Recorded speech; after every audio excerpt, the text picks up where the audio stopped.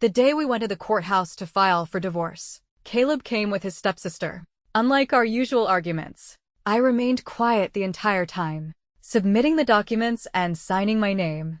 As I was leaving, I heard him comforting her. "Lana, don't blame yourself anymore. She won't actually go through with it. I've been spoiling her too much these past few years. It's for the best. Really, this will give her time to cool off. Otherwise, it will always be difficult for you and your son." His stepsister sighed softly. "Caleb, maybe I should just take Noah and move out. I don't want her to still be angry in a month. And you two actually get divorced. I'd become the villain in all this." Caleb let out a small scoff. "Impossible. She's just using the 1-month cooling off period to threaten me. You wait and see. When the day comes, Sophie will never show up. Then I can rest easy." It was a windy day. When Lana got out of the car, her body swayed in the wind, and she stumbled into the man beside her. Caleb instinctively reached out and put his arm around her shoulder. He smiled, looking down as if about to say something to her, when he suddenly saw me walking around the corner. In that instant, his expression turned cold, and his voice seemed to carry a chill. "Sophie, don't jump to conclusions again. I was just helping Lana. We're at the courthouse. Mind your, let's go inside." I cut him off and walked straight in. He seemed momentarily stunned. After all, in the past, whenever a scene like this occurred, I would have launched into a tirade, as if I'd caught them in the act. But he quickly seemed to come to his own conclusion. And as I walked towards the hall, I heard a familiar sigh behind me. In the waiting area, Caleb sat across from me, with Lana beside him. He frowned slightly, looking at me. "I have to take Noah for an interview at a private school later. I just gave them a ride. It's not some ridiculous scheme where Lana is trying to provoke you." Lana shot him a reproachful look. "Caleb, you're so gentle when you talk to me. Why are you so harsh with Sophie? You should really say less." Caleb pressed his lips together and said nothing more. "Sophie," Lana said, her gaze soft, "I came in specifically to try and talk to you one more time. We're family. I don't blame you for misunderstanding me in the past. Marriage is difficult. Please don't do something impulsive." She smiled at me as she finished. She had a dignified, elegant face, and her slow, measured way of speaking gave her an air of gentle, intellectual trustworthiness. I didn't speak, my gaze drifting past her to the cue number display on the wall. It was on number 9. I was number 12. 3 more to go. At 15 minutes each, it would be about another 45 minutes. I counted silently in my head. "Sophie, can you stop being so childish? Lana is my sister. You should at least show her some respect. Your attitude is making everyone uncomfortable." My gaze returned from the screen to the two of them. Caleb was staring at me, his expression displeased. His eyes were filled with the familiar look of blame and exhaustion I had grown used to. Beside him, Lana gave a sad smile and turned her head slightly. She was a master of the saying more with silence technique. "Then you should comfort your sister properly." I said it without a trace of emotion. A flash of anger crossed Caleb's face. He spoke in a strained, suppressed tone. "There you go again, targeting Lana. Sophie, everyone has to pay a price for their willfulness. If you go too far, you might not even get a chance to clean up the mess." His final words were laced with a warning. I looked at him quietly. He was handsome and tall, with a deep, resonant voice. Physically, he was flawless. In our arguments, I used to joke, all right, for the sake of that handsome face, I'll let you have your way." And when my erratic hospital shifts made it hard to sleep, I would ask him to talk to me in bed, his voice the only thing that could lull me into a peaceful slumber. Now, I raised my index finger to my lips. "Shh, we're in a public place. Let's not be loud." His voice hadn't been loud, but I wanted quiet. The divorce process went smoothly. I barely spoke, quietly submitting the documents, signing, and giving my thumbprint. The divorce agreement was simple. For years of marriage, no children. His family's company was his business. The house, cars, stocks, and funds we acquired after marriage would be split 50-50. The day I handed him the agreement, he was on his way out with Lana and her son to visit his father, who had Alzheimer's. He had only glanced at it, scribbled his signature, and slammed the door. This time, too, he didn't read it. He just signed and turned to leave. as if it were all a game he wasn't taking seriously. Outside the courthouse, the wind was still blowing. Fallen leaves littered my car. As I was patiently clearing them off, I heard Caleb's voice carried on the wind. He was comforting Lana. Lana, don't blame yourself anymore. She won't actually go through with it. It's for the best. Really, this will give her time to cool off. Otherwise, it will always be difficult for you and your son. Lana's voice was full of sadness and helplessness. Caleb, maybe I should just take Noah and move out.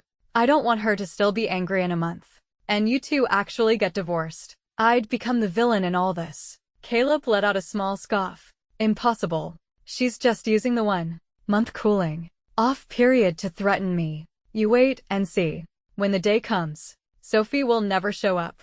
A strong gust of wind swept through, swallowing the rest of his words. It also swept all the leaves from my car, blowing away even the fine dust. A good wind, I said, looking up at the sky. Before driving away, when I returned to the villa, Mrs. Mason was directing a moving company as they packed our things. Ma'am, I didn't dare touch this wall. I think we need a professional. Otherwise it would be a shame to damage it. It was an entire wall of photos, filled with memories from my 4 years of marriage with Caleb. I had carefully selected each frame over the years. I had painstakingly designed the layout. I even did the weekly cleaning myself. Throw it all away. I didn't even look up as I went upstairs. Mrs. Mason's eyes widened in disbelief. Ma'am, please don't mind me for saying this, but it's normal for couples to argue. Mr. Cross is so good to you. You can just scare him a little by moving out. They're brother and sister.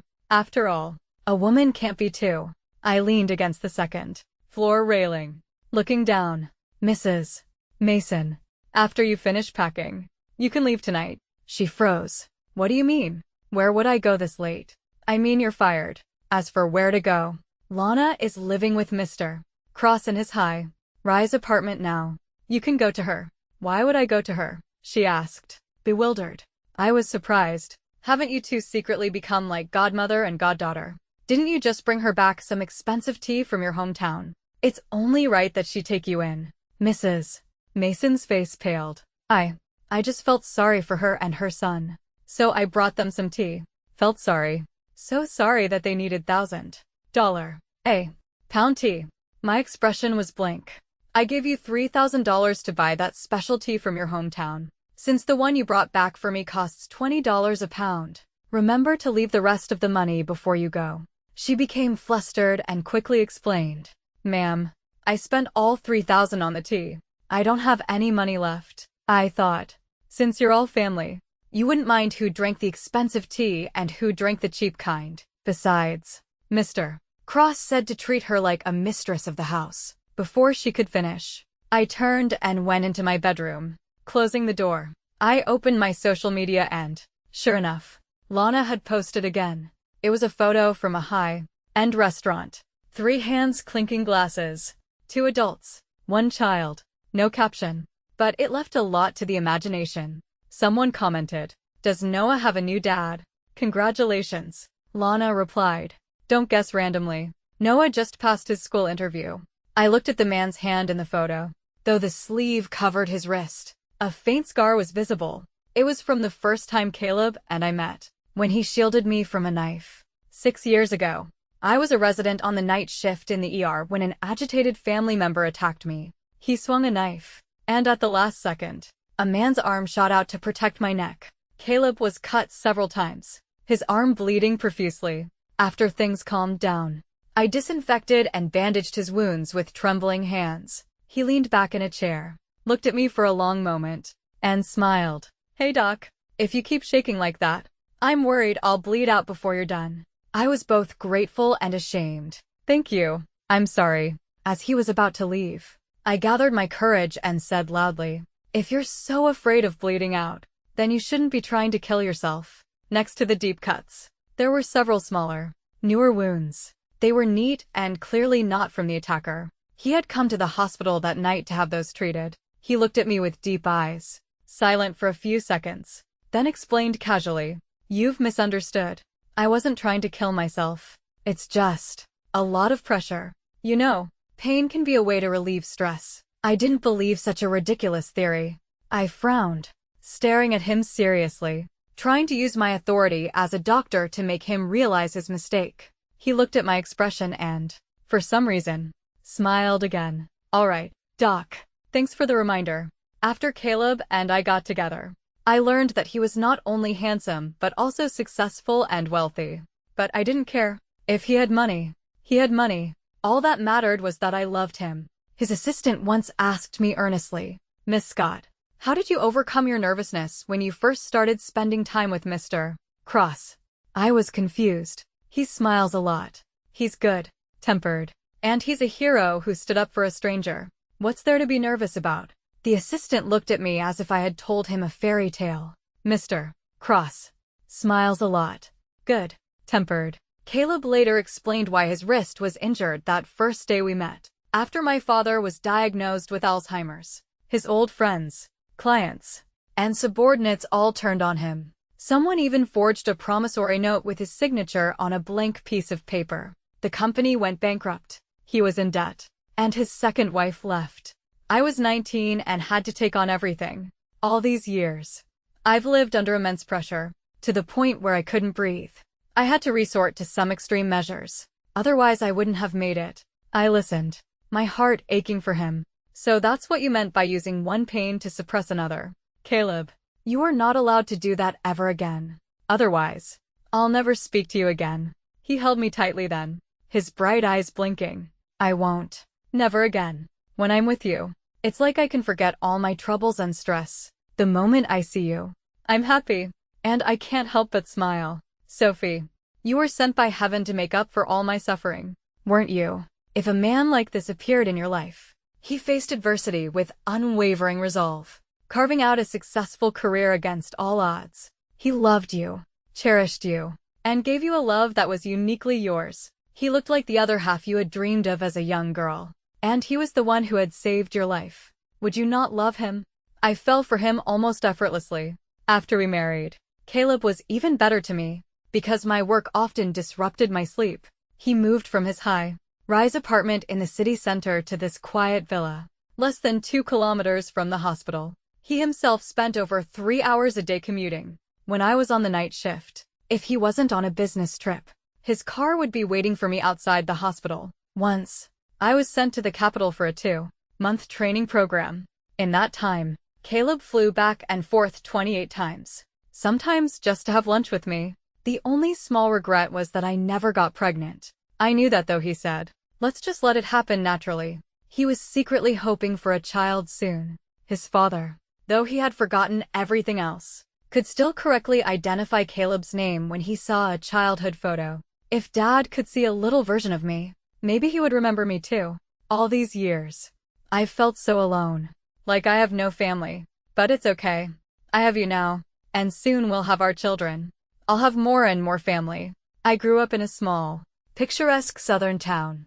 My parents were civil servants. We weren't wealthy, but they loved me very much. I was always a well-behaved, high-achieving student. And being pretty, my life had always been smooth. I knew that's how life was. There was happiness, dullness, surprises, and imperfections. No one could have a perfect life. Getting pregnant was just a test from a higher power. So I accepted this small setback with a calm heart and lived my life with even more diligence and optimism. At the hospital, I was gentle, patient, and meticulous with my patients. At home, I loved my husband without reservation, loving the home I had built. Piece by piece, I thought I could live this happily forever, until 6 months ago, his stepsister, Lana, returned. That night, I was leaving work late in a heavy downpour. Usually, Caleb's car would have been waiting. But that night, not only was his car not there, but he wasn't answering his phone. Worried something had happened, I didn't even bother calling a cab and ran home through the rain, holding an umbrella. When I opened the door, I saw him sitting calmly on the living room sofa. On the armchair next to him sat a beautiful stranger, smiling at me. That was the first time I saw Lana. Caleb, seeing me drenched, froze for a moment, then immediately got up to help me with my coat, scolding, "Why didn't you call me to pick you up?" I glanced at his phone on the table. I did. You didn't answer. He stiffened, looking away. My phone was on silent from a meeting this afternoon. I forgot to turn it back on. Lana, on the sofa, suddenly curved her lips into a slight smile. When Caleb introduced her as his stepsister, I was surprised. He had briefly mentioned a stepmother before. His father had remarried when he was 15. The stepmother had a daughter 2 years older than him. They had lived together for 4 years. After the company went bankrupt, the stepmother and stepsister left. He had spoken of it in a detached tone, never even mentioning his stepsister's name. I figured they had no blood relation. Their bond wasn't deep, and they would probably never see each other again. Hence his indifference. When Lana left, Caleb didn't get up. He sat on the sofa with his head down, looking cold and distant. She didn't seem to mind. She gave me a gentle hug and said with a smile, "You're very beautiful. My little brother is a lucky man." After she was gone, Caleb apologized to me sincerely. I pouted and grumbled a little, asking why his stepsister had suddenly returned. He said calmly that she had lost her mother and husband in recent years, and her son was ill. She had come back to the country specifically for his treatment. I thought of her elegance and composure despite her misfortunes and remarked, "She's a strong woman. But you seemed very cold to her today." Caleb was silent for a second, then scoffed. "The moment my father had his troubles, her mother divorced him and left, taking all the family's savings with her. It made my life very difficult for a long time. The fact that I could sit and speak with her peacefully today is already quite polite." I didn't ask any more questions. You can't judge another's pain, I thought. That was his past. He had the right to face it however he chose. That night, Caleb's love-making was fierce, completely different from his usual gentle affection. It was almost rough. At one point, I cried out, "Caleb, that hurts." He suddenly stopped. He stared at me in the darkness for a few seconds, then said gruffly, "Call me Cal." The next time I saw Lana was after I returned from a 2-week conference. I hadn't told Caleb I was coming home early, wanting to surprise him. As I walked in, I heard a woman's laughter from the kitchen. I went over and saw Lana cooking, with Mrs. Mason assisting her. In the living room, Caleb was playing chess on the floor with a little boy of 5 or 6. The table was set with steaming dishes, the TV murmuring in the background. It was a picture of a warm and happy family. Lana saw me first. She looked surprised. "You're back." Caleb turned, stunned for a moment, then got up and walked towards me, asking the same question. "Sophie, you're back." I suppressed the discomfort in my chest, said my hellos, and went upstairs, using the excuse that I was tired. Caleb followed me up and told me that Lana and her son would be staying with us for a while. I was taken aback. "Staying here?" He was silent for a few seconds, a look of helplessness on his face. "Noah has congenital insensitivity to pain. There's a specialist at your hospital who has developed a new gene therapy. Lana came back to the country to try it. She asked if they could stay here for a while, since the villa is close to the hospital. And we have an aide. And you're a doctor. If Noah gets hurt, you can all take care of him more easily." I was confused. "But I thought you resented your stepsister." His expression darkened. "There's no point in dwelling on the past. Besides my father, Lana is the only other family I've lived with. I thought if she spent more time with him, it might help his condition. Anyway, they'll only be here for a few months. Sophie, I just agreed to this and haven't had a chance to tell you. I hope you don't mind." I said nothing more, though I was uncomfortable. His reasons were logical. Caleb had few relatives. It was rare for him to have a sister, and given her circumstances, it would be heartless of me to object. Looking at his apologetic face, I reached out and playfully tapped his nose. Honestly, I was a little annoyed, but I'm fine now. He looked at me and smiled. At dinner, Lana thanked me. I generously offered my help if they needed anything at the hospital. At the time, I thought it was a small thing, just a few months. But as it turned out, I was far too naive. When did things start to change? Was it when the dozens of collectible dolls I had carefully arranged in the glass cabinet were suddenly in a jumbled heap, replaced by a few broken action figures? Was it when women's clothes, including lace underwear, were always folded on the sofa? Was it when the white carpet I meticulously cared for was covered in children's toys, torn tissues, and crayon scribbles? Was it when Lana started acting more and more like the mistress of the house? I was getting busier and busier. with clinic hours and surgeries. One day, after a marathon of surgeries, I was exhausted and craving a bowl of hot chicken soup. I called Mrs. Mason ahead of time to ask her to make it for dinner. But when I got home that night, there was a large bowl of fish soup on the table. I asked about the chicken soup. Mrs. Mason said nonchalantly, "Lana said Noah wanted fish soup." I figured since Mr. Cross was eating out, and it was just the few of us, one soup would be enough. I was silent for a few seconds. "But I'm allergic to fish." "Mrs. Mason, don't you remember?" She finally remembered, looking embarrassed. Lana smiled and patted her shoulder. "It's my fault. It has nothing to do with Mrs. Mason." "Sophie, if you really want chicken soup tonight, I can order some for you right now." At that moment, Noah pointed at me and shouted, "I hate her. She won't let me have fish soup. She's a bad person. Kick her out." I told myself, Lana is Caleb's sister. Noah is a poor, unfortunate child. They will be leaving soon. For Caleb's sake, I had to endure. I'm not a person with a wide range of interests or a rich, colorful world. I've always been one to focus on one thing at a time. As a child, I focused on my studies. As an adult, I focused on my work. After getting married, I had one more focus. Caleb. My father once told me during a heart that while this way of life was pure, it was also vulnerable.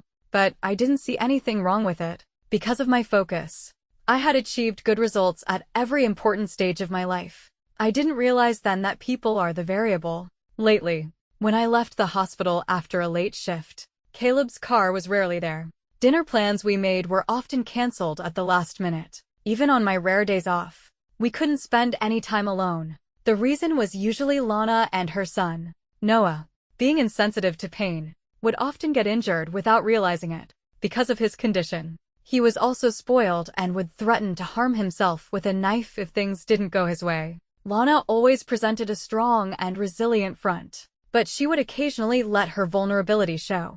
She would hold back tears and turn away, or lock herself in her room for hours, only to emerge with red, swollen eyes, chatting and laughing as if nothing was wrong. It was this facade of strength masking a fragile interior that elicited sympathy and made people take her side. But I didn't understand that then. I only knew there was a constant, nagging tightness in my chest, like a heavy stone, weighing me down. I started lingering at the hospital, delaying my return home, because when I did go home, I felt like an intruder, like they were the family. Finally, one night, as Caleb held me, I broached the subject tentatively. "Why don't we rent an apartment for Lana and Noah near the hospital? We can pay for it and hire a nanny." He closed his eyes and instinctively objected. "We can't do that. It's too hard for Lana to raise Noah alone." Lana. I hadn't realized he had switched from calling her Lana to the more intimate Lana. A week later, I finally had a day off. I wanted to spend it alone with Caleb, but he dismissed the idea, saying it was Noah's birthday and he had promised to take them to the amusement park. A wave of emotions crashed over me. I shouted, "I don't agree."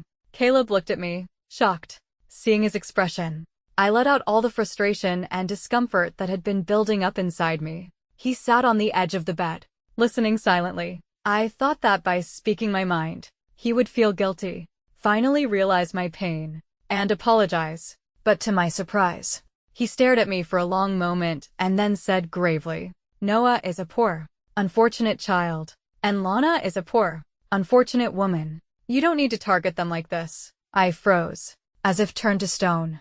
I couldn't believe the man in front of me was Caleb, my loving husband. Caleb. I couldn't understand. How could a person change so drastically, right before my eyes? He sighed and forced a tolerant smile. "Sophie, if you're really against it, then we won't go." Lana, Noah, and Mrs. Mason, who had been excitedly getting ready, all looked disappointed when they heard the plan was canceled. The atmosphere in the house that day was oppressive. Everyone wore a look of resigned endurance. As I walked through the house, I felt like I was the one who had done something wrong, but I didn't know what it was. I couldn't figure it out. The conflict erupted in an unexpected way. After convincing myself that I only had to endure for 2 more months, I threw myself into my work at the hospital. finally earning the chance to be the lead surgeon on a difficult operation. This surgery was crucial for my promotion to associate chief physician. I had prepared myself to be in peak condition, but on the morning of the surgery, after my usual glass of milk, before I could even leave the house, I broke out in a severe case of hives, my whole body itching uncontrollably. In that state, I couldn't even hold a scalpel, let alone perform surgery. After having to call into the hospital to cancel, I swallowed my discomfort and asked Lana with a stern face if she had touched my milk. Mrs. Mason valued her high-paying job too much to risk it by putting something in my milk, no matter how muddled she was. And Caleb would never do such a thing. At my question, Lana blinked slowly and, in front of Caleb and Mrs. Mason, swore to the heavens. Sophie, if I, Lana, deliberately harmed you, may I be struck by a car and killed the moment I step outside. May I never be reborn. Large tears rolled down her cheeks, but her expression was firm and unwavering. I turned my gaze to Noah, who was glaring at me. Noah, did you touch my... That's enough, Caleb roared. Sophie, what is it that you want? Everyone is walking on eggshells around you. Haven't you noticed? Everyone is afraid of upsetting you. Everyone is compromising. And you still want to falsely accuse a child. How could you become this person? I looked at Caleb, stunned. Everyone is compromising. For me. His eyes were filled with disappointment and forbearance. He said slowly, aren't they? Sophie, I don't understand. Why can't you tolerate them? What is it that you want? In that moment, a chill washed over me, so cold that I couldn't even feel the physical discomfort anymore. After a long moment, I pointed at Lana and said calmly, you ask what I want. I'll tell you. I want them to move out. Caleb's gaze turned cold, his voice like ice. Sophie, then I'll tell you. That's impossible. I promised them they could stay for 6 months, not a day less. Fine. Then let's get a divorce. The words hung in the air, and the room fell silent. Caleb gritted his teeth. Sophie, what are you saying? I looked up at him. I'm saying, either they move out, or we get a divorce. I had made up my mind. I was busy. I didn't have the time or energy to fight with Lana. I wasn't a detective. I couldn't find evidence to prove who was right or wrong. I only knew one thing. This was my home. I had the right to decide who lived here and who didn't. Caleb fell silent. His gaze locked with mine. No one spoke. A flicker of nervousness crossed Lana's face. After a long moment, Caleb lowered his head, his voice weary. I'll find them another place. He had yielded, but I felt no joy, because I knew I had used his love for me as a threat. I felt terrible. I didn't understand how such a simple matter had come to this. Lana's face was a mask of extreme disappointment. Noah burst into tears. I'm not leaving. This is my home. This is my mommy's and my uncle's home. I'm not leaving. Soon, Caleb found a suitable apartment. Lana and her son were scheduled to move out the next day. I was at home recovering from my allergic reaction, which gave me time to process the events of the past few weeks. I didn't know if I had done the right thing. Other wives might file for divorce because of infidelity, domestic violence, or a change of heart. Caleb had done none of those things. It was just a small matter. Just because he had let his stepsister stay with us. I couldn't help but wonder, was I overreacting? It was only a few months. Couldn't I have just endured it? But for some reason I couldn't explain. A woman's intuition told me I had to do it, even if it hurt our relationship temporarily. I had to get Lana and her son out of the house as soon as possible. Caleb and I still had a long life ahead of us, and we would have children, without any distractions. Our relationship could slowly heal. The thought of children made me pause. I suddenly realized my period was 2 months late. My heart began to pound. There were no pregnancy tests in the house. Unable to contain my excitement, I got out of bed to go to the neighborhood pharmacy. Just then, Lana opened my door. She had a faint smile on her face and said she had come to thank me before she left. My gaze fell on the pink hair clip she was wearing. It was an old-fashioned, girlish clip that looked out of place on her. What startled me was that I had seen it before. Caleb was a sentimental person. He had a treasure box filled with mementos from his youth, including this very hair clip. I had once joked, asking if it was a souvenir from a first love. He had calmly said it belonged to his mother. Lana said a few brief words and left. It was as if she had come just for me to see that clip. On my way back from the pharmacy with the test, I passed the second floor study and heard a woman's choked voice from inside. Normally, I would have walked away, but the image of the hair clip flashed in my mind, and I stopped. The door was ajar. The voice was quiet but clear. I know we agreed to forget the past, to act like a normal brother and sister, and never to hurt Sophie. But Caleb, I still feel so wronged. I haven't done anything wrong. I've been enduring, compromising, just because I'm your stepsister and she's your wife. Do I have to be treated so unfairly? Caleb, my life is so hard. Sometimes I feel like there's no point in living. Caleb's low voice replied, I didn't handle this well. You've been wronged. Since I'm leaving anyway, I don't want to hold back anymore. Caleb, I just want to ask you one question. That night, all those years ago, have you ever regretted it? Caleb said nothing. You haven't forgotten, have you? Otherwise, you wouldn't have kept the hair clip I left on your bed that day. After a moment of silence, a soft voice said, I haven't forgotten. I've never forgotten. My head suddenly roared. Everything around me seemed to twist and spin. The study door, the railing, the hallway, and in the hallway, Noah's face, suddenly appearing. Get out of my house, he whispered, then rushed forward and grabbed me. The next second, we were tumbling down the stairs. Thump, thump, thump. When I staggered to my feet, I saw Noah lying on the floor, his face covered in blood, his eyes closed, motionless. The study door flew open, and Caleb and Lana rushed out, horrified. Lana cradled Noah in her arms and screamed at me, grief-stricken. Sophie, we were leaving. You got what you wanted. Why did you have to hurt Noah? He's just a poor, innocent child. I didn't. He pushed me. I shouted, but my voice was barely a whisper. They carried Noah to the hospital. I felt a warm gush between my legs. My body gave out, and I collapsed onto the floor. Bright red blood pooled around me. My eyes widened, and I trembled, unable to form coherent words. Caleb, save my baby. I screamed with all my might, but it was as faint as a mosquito's buzz. Fortunately, Caleb heard. He stopped. I reached out to him, my hand shaking, but he didn't move. He just stared at me with cold eyes. Sophie, this time, you've truly disappointed me. With that, he turned and rushed out with Noah, not looking back. From that day on, Caleb and I became strangers under the same roof. And then, I brought out the divorce agreement. He signed it without hesitation and moved into his high-rise apartment with Lana and her son that same day.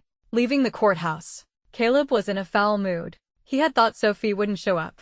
When Lana had timidly asked for a ride to Noah's school interview, he had agreed without a second thought. So when he saw Sophie at the courthouse entrance, his face immediately darkened, and a single thought consumed him. She actually came. She was so willful. In that moment, he decided he would use this divorce nonsense to teach her a lesson. Throughout the process, Sophie's expression was placid. She barely looked at him. He was deeply disappointed, a feeling mixed with a simmering anger. Outside, Lana said sadly that if she hadn't suggested moving in, they never would have reached this point. He comforted her distractedly, saying Sophie would never really divorce him. She was just using it as a threat because he had spoiled her too much. Lana asked, really? He froze for a moment, then scoffed. Of course Sophie wouldn't really divorce him. Her ultimate goal was just to get Lana and her son to move out. But she had so easily thrown out the word divorce, using it to threaten him. That was what disappointed him the most. At the hospital, Lana had asked with tearful grief, why would Sophie be so cruel to Noah, to deliberately push him down the stairs? He had countered in surprise. How could Sophie have pushed him on purpose? At most, she pushed him away in anger, and they both fell by accident. After Noah recovered, he became very attached to Caleb, as if afraid of being kicked out again. Lana suggested they move into his old apartment. He instinctively refused, but Lana's eyes reddened, and she said softly, Caleb, don't worry, I won't be like I was before. Her voice was soft and alluring, and for a moment, it reminded him of how she used to be. He pressed his lips together and didn't refuse again. In the first week of the cooling off period, Caleb threw himself into his work, deliberately trying not to think about Sophie. He had told himself he would use this opportunity to teach her a lesson, so he couldn't show any weakness. He worked late every night, scrolling through his phone over and over. But since that day, Sophie hadn't called, hadn't texted, hadn't even posted on social media. Noah kept talking about wanting to go to the amusement park, complaining that his auntie was mean and wouldn't let him go. He was about to scold Noah when an idea struck him. Fine. That day, he deliberately took many photos with Lana and her son, making them look happy and close. He knew Lana would post them. He thought Sophie might see them. With her jealous nature, she would probably come storming over to confront him. But the first day, nothing. The second day, nothing. On the third night, he came home from work, exhausted. He went into the bathroom and found Lana, naked, showering. She shrieked and fell, letting out a pained cry.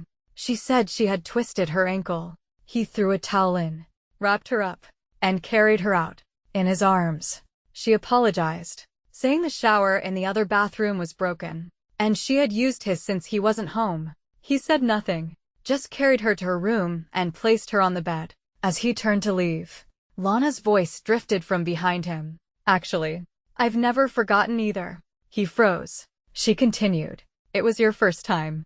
And mine too, Caleb. If only things hadn't happened between our parents. Caleb stood there, stunned. For years, he had deliberately avoided thinking about that chaotic, forbidden night of his youth. The cicadas had screamed. The air was humid. He had just finished reading a forbidden book a classmate had lent him, and his blood was pounding. She had appeared in his room in a thin nightgown, saying she couldn't reach a spot on her back to apply medicine and asking for his help. That night, the room was filled with the strong scent of liniment, mixed with another strange smell, which would resurface in his memory for years to come. It was, after all, a testament to his youth. So when, years later, Lana reappeared in his life, seeking his help, how could he refuse? It was all in the past. She was his stepsister. It was only right to help her. That's what he told himself. But he never expected Sophie to react so strongly. The thought of Sophie brought him back to his senses. He turned to say something, but Lana had dropped the towel. She stood there, naked, her eyes filled with tears. Caleb, you've been so lonely all these years, haven't you? Let your big sister take care of you. He stared, shocked and angry, then roared. Lana, if you do this again, you will move out immediately. He stormed out of the room. A churning frustration roiled inside him, as if something that should have remained unsaid had been brutally exposed. It made him angry, panicked, and a little guilty. He suddenly had an overwhelming urge to see Sophie, a desperate need. He went to the villa. The lights were on, which instantly calmed him. Sophie always had this magical ability to bring peace and stability to his chaotic, helpless heart. Just like the first time he saw her, she was bandaging his arm, her head bowed, tears falling onto his skin, one after another. It gave him a strange feeling. He started counting. 7 drops. 8. 50. He was amazed. He couldn't understand how such a small girl could cry so many tears. He knew she was scared. He, who hadn't joked with anyone in years, found himself making a joke. If his colleagues had seen him, their jaws would have dropped. But it didn't feel unnatural. It felt relaxing, as if this was how he was always meant to be. As he was leaving, the girl, who was trembling like a reed in the wind, put on a serious expression and told him he shouldn't try to kill himself. He was slightly shocked. He hadn't expected this little girl to be so perceptive. She had misunderstood. He had never thought of suicide. It was just an extreme way of dealing with stress. She didn't believe him. Her dark eyes fixed on his. He suddenly smiled. A genuine joy welled up inside him. He said to her, "Thanks for the reminder, Doc." The password was wrong. He stood at the door, stunned. Sophie had changed the password. He found that hard to accept. It couldn't be to keep him out, could it? He took out his phone and called her. It rang twice before being disconnected. He called again. Disconnected again. What is it? A text message from her popped up. 3 simple words. He let out a long breath and gave his prepared excuse. "I came to get my pajamas. You know I can't sleep without them." Sophie didn't reply for a while. Just as he thought the door was about to open, she texted again. In the box by the door. Find it yourself. He was confused. The box by the door. He looked around. There was indeed a pile of cardboard boxes by the door, clearly waiting to be thrown out. He rummaged through them and, sure enough, found some of his clothes stuffed in one of the boxes. This made him angry. If Sophie threw them all out, what would he use when he came back? Suddenly, he saw, leaning against the wall, dozens of picture frames of various sizes. He squinted and realized it was the photo wall. Those photos that Sophie had once treasured. Now, they were just a messy pile in the corner. He looked at the pile in disbelief. A storm of complex emotions washed over him. Anger, grievance, and even a touch of self-pity. He felt as if everything he had tried so hard to protect had been casually trampled and humiliated. He suddenly turned and strode away. He returned to his apartment. Lana was sitting quietly on the sofa, lost in thought. She looked at him with red eyes, her expression timid, pitiful, and helpless. He frowned, walked over, and after a moment's hesitation, slowly reached out to her. Her long lashes fluttered as she slowly rested her cheek in his hand. Caleb. He didn't do anything with her. He just curled up in her arms and slept through the night. He had been feeling wrong too. He needed comfort too. For the next while, he took a vacation, traveling with Lana and her son, dining at the finest restaurants, buying expensive jewelry and bags. He accompanied Noah to every hospital appointment. Lana, as usual, posted photos frequently. During this time, he ran into Sophie twice. The first time was in the hospital corridor. He was holding Noah's hand, with Lana on his other side. Lana's heel twisted, and he instinctively put his arm around her shoulder. He looked up and saw Sophie walking towards them, her hands in her pockets. He pressed his lips together and stopped. She just glanced at them, her expression blank, and walked past without a word. The second time was at a steakhouse. Noah had said he wanted steak, so he had taken them there. As they were leaving, he saw Sophie entering with another man. They sat down by the window. He instinctively walked over and said with a sarcastic smile, "Sophie, aren't you going to introduce me?" Sophie frowned slightly, but said nothing. Looking at her familiar profile, he felt a momentary daze, an urge to say, "Sophie, stop being angry. Let's go home." Just then, Lana's gentle voice came from behind him. "Caleb, Noah is sleepy. Let's go home." She seemed to have just noticed Sophie, a look of surprise on her face. "Sophie, what a coincidence. And this is..." She looked the man up and down. The man turned his head slightly, glanced at Caleb, and said calmly, "So you're Sophie's ex-husband?" Caleb said coldly, "Not yet an ex. And who might you be?" The man smiled and said unhurriedly, "I'm one of Sophie's suitors. Best of luck with the divorce." Caleb laughed, a mixture of anger and disbelief. He stared at Sophie, in such a hurry. Sophie looked up, her expression calm. "Yes, in quite a hurry." The man let out a muffled laugh. Caleb's face darkened, and he turned and left. After the three of them had gone, Sophie looked at the man across from her with a headache. "Alex, why are you making jokes like that?"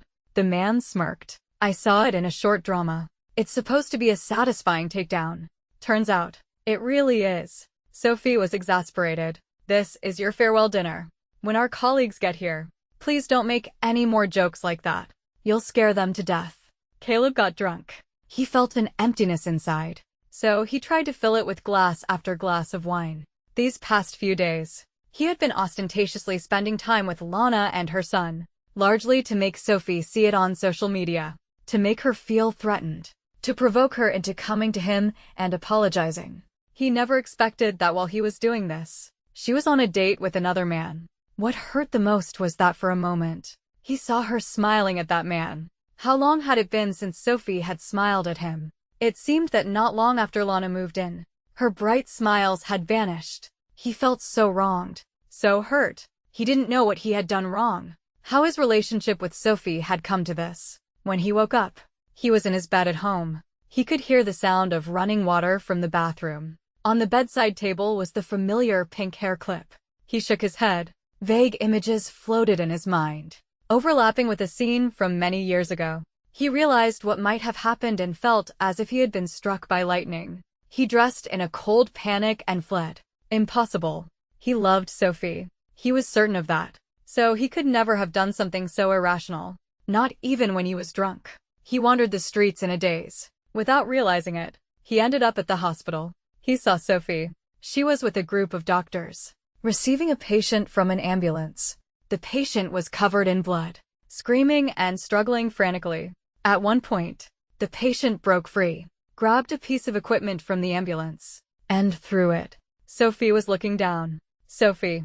Caleb rushed forward. He woke up in a hospital room 2 days later. The first thing he saw was Sophie sitting by his bed. The sunlight illuminated her face, making it bright and radiant, just like she used to be. A wave of emotions washed over him. He choked out, "Sophie, as long as you're okay."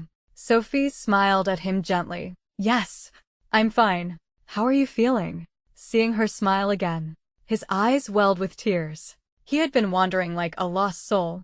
In that moment, the familiar sense of security finally returned. He forced a cheerful smile. "Don't worry. I'm fine. I'm strong." Probably due to the medication, he drifted off again. In his groggy state, he seemed to hear a nurse talking. That guy is something else. The equipment wasn't going to hit anyone, but he had to jump in front of it. He was shouting for Dr. Scott, trying to save her. But Dr. Scott was the furthest away. It wouldn't have hit her. Now, what was a non-incident has turned into an accident. He closed his eyes, pretending not to hear. Only one thought filled his mind. He had saved Sophie again. Whatever had happened, they could start over. The day he was discharged, he felt refreshed and clear-headed. Sophie stayed with him the whole time, handling the paperwork, picking up his medication, and driving him home. She was gentle and attentive. In the car, he said in a tone of reconciliation, "Sophie, we've both made mistakes. I apologize. From now on, let's cherish what we have. This incident made me realize how precious life is. I've decided. I'm going to take a long vacation. I want to focus on having a baby." The car screeched to a halt. He realized they were outside his high-rise apartment building. "Sophie, you're still not letting me back into the villa?" he asked with a helpless smile. Sophie lowered her eyes, then suddenly took a piece of paper from her bag and handed it to him. He raised an eyebrow and looked down. It was a pregnancy diagnosis report. Name: Sophie Scott. The date was from 2 months ago. His eyes lit up, his voice trembling with joy. "Sophie, is this real? I'm going to be a father." Sophie stared straight ahead and said quietly, "Yes, you were." He was confused. Were. This baby was not so lucky. It was only in this world for a very short time. On the day its mother fell down the stairs, it was lost. It might have survived if its father had taken it to the hospital in time. But that day, its father chose to save another child. Caleb began to tremble uncontrollably. "Before I fell that day, I heard your conversation with Lana. You told her that you had never forgotten." Sophie's voice was light and airy, as if coming from a great distance. Yet each word pierced his skin, drilled into his bones, relentlessly. "Lana is a strong woman, even in the face of misfortune. She happily documents her life. The things she can make public, she posts on social media. The things that are not suitable for all ages, she sends to me privately." Caleb whipped his head around, his face pale as he stared at her, his teeth chattering. "Like the photos of you sleeping in her arms on many nights. And the video of the two of you, the night before I was injured." Caleb's shoulders slumped, and a pained groan escaped from deep in his throat. "Don't say any more. Please. Don't say any more." Sophie turned to look at him, her expression calm. "Caleb, tomorrow is the 30th day of the cooling off period. I've been running around making sure you could be discharged today. Also, we wouldn't be delayed. So, don't be absent tomorrow. Okay?" That day, when Caleb returned to his apartment like a man who had lost his soul, Lana rushed to hug him. "Caleb, whatever Sophie told you, it's all lies. She's just trying to get revenge on me and Noah. I'm your sister. Besides your father, I'm the closest family you have in this world." He let her hold him, his expression blank. "Take Noah and leave. Leave now. Otherwise, I'm afraid I won't be able to control myself. But I can't get into trouble. I promised Sophie I would cooperate with her tomorrow. This is very important to her. I can't let her down." Lana looked at him, and as if realizing something, her face filled with terror. She quickly left with Noah. For a long time after the divorce, Caleb didn't dare to go looking for Sophie. He was too ashamed to face her. He knew she didn't want to see him. After all, he couldn't even forgive himself. Finally, one night, he couldn't resist going to the villa, only to find it had new owners. Sophie had sold the place where they had lived together. He bought it back at a high price and lived there in a drunken, dream-like state, lost in a world of what-ifs. He imagined, over and over, the child that had briefly come and gone. He imagined that if the child had been born, whether a boy or a girl, it would have had big, bright, pure eyes, just like Sophie's. The first time he saw her, 3 months after the divorce, Lana and Noah reappeared. He was lying in Sophie's old bed. When he opened his eyes, he saw them. Lana was crying, her voice full of grief. Caleb, Noah's new treatment is working, but it costs a lot of money. Can you help your sister, please? He got up and, with a blank expression, began to drag her out of the house. Roughly, without a care, Lana stumbled. A pathetic sight. Noah rushed forward to bite him. He shoved him away forcefully. Noah fell to the floor and passed out. Lana's eyes widened, and she screamed, "You dare touch my son! I'll kill you! How could you do this to a child?" Caleb had only one thought. Get this woman out of here. Out of this house. Lana couldn't break free. Looking at her unconscious son, she screamed like a madwoman. You deserve it. Your whole family deserves it. Your father said he wouldn't leave us a single penny. I swapped his stroke medication. It's karma. He really became a senile old fool. Caleb looked at her in disbelief, his hands uncontrollably closing around her neck. The woman in his grasp made a dying, gasping sound. The commotion alerted the neighborhood security. They were banging on the door. He suddenly came to his senses, let go, and stumbled to the floor. Beside him, Noah's body stirred. He began to crawl towards him. The moment the door burst open, Noah's body tilted, and he tumbled down the stairs. Amidst the shocked cries of the crowd, Noah, his face covered in blood, pointed at him. It was him. He pushed me. Then he passed out. Caleb was sentenced to 1 year for intentional assault. Lana visited him in jail with a settlement agreement. The strangulation had caused a stroke, leaving her face contorted and her speech slurred. She wanted $10 million in exchange for the agreement. Caleb didn't give her a penny. He just said flatly, "It's fine. This is what we both deserve." Lana broke down, demanding, "Then what about Noah? What about our future?" He closed his eyes and didn't look at her again.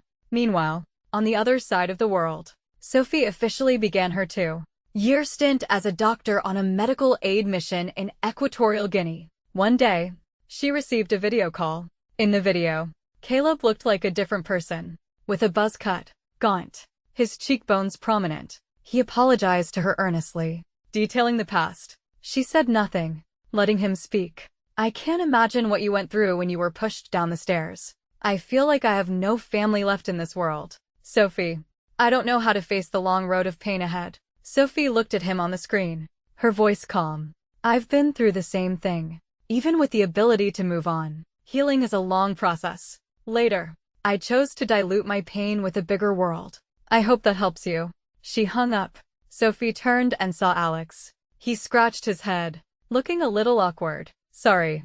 You were speaking Chinese so loudly, it was impossible not to overhear." But, he frowned, his expression serious. "You're really brave. How could you apply to a place like this just 2 months after a miscarriage? You're lucky nothing happened." Sophie shrugged. "I never had a miscarriage." Alex raised an eyebrow. She explained, exasperated. "It was just my period. I got it wrong. Later, I just went along with it to get the divorce finalized." Alex tilted his head. "What kind of play was that?" Sophie sighed. "After being abused for so long, I had to get back at him at least once. Isn't that how all the short dramas go?" Alex was silent for a second, then burst out laughing. "I told you those short dramas were good, and you scoffed. Look who's eating their words now." Sophie smiled. Her gaze drifted to the setting sun over the African plains. Magnificent. Serene. When one door closes, another opens. The world is so vast. It can absorb all pain. What is there that can't be overcome? So she thought.